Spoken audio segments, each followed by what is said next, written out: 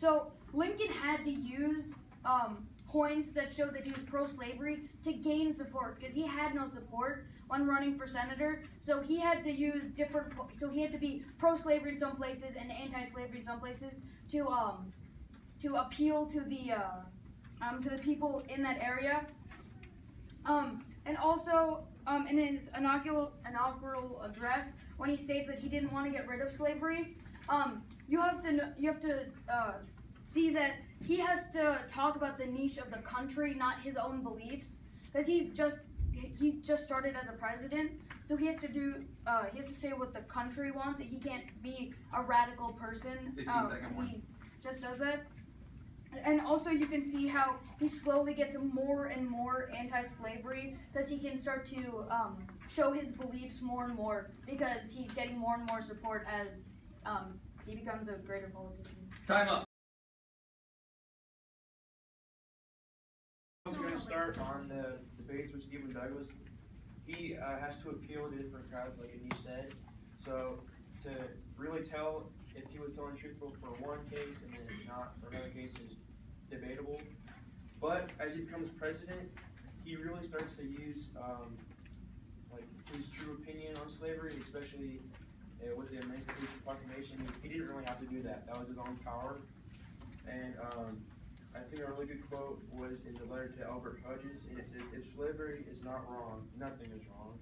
And that's like a private letter, so he didn't have to say that. He did not believe that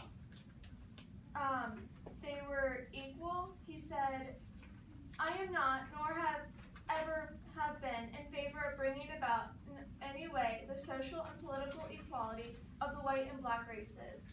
So he was saying that these two races aren't quite equal. They never will be, in my opinion, but it doesn't mean that slavery is still right. So he kept on trying to get slavery to go away, even though he didn't quite believe that they were equal.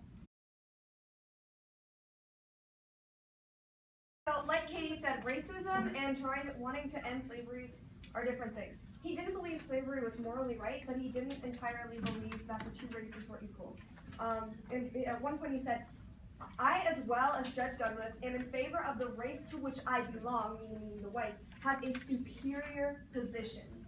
That pretty much means that he believes that they're lesser than, which is what racism is. And then also, as Katie said, he said, "I am not, nor have I ever been, in favor of making voters or jurors of Negroes, nor qualifying them to hold office."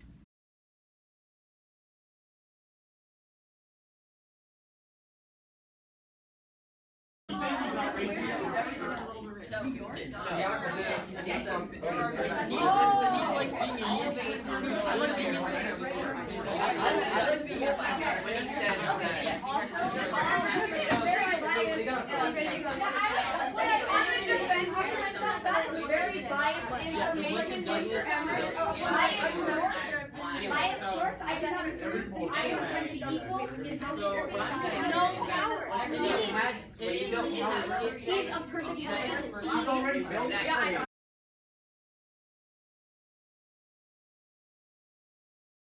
And he'll refer to, whenever he wants blacks to be a little more equal, he always says slavery, but when he wants them to be less equal, he always refers to the actual race itself. So, again, reiterating, he wants to end slavery because he still thinks that the exploitation of someone else that much isn't right, but he still thinks they are unequal to whites. Go ahead. Alright, so most of their arguments in the previous round are based off the point of the Lincoln-Douglas debates, which can be completely thrown out the window because this is the beginning of his political career, in which he has to appeal to the crowd.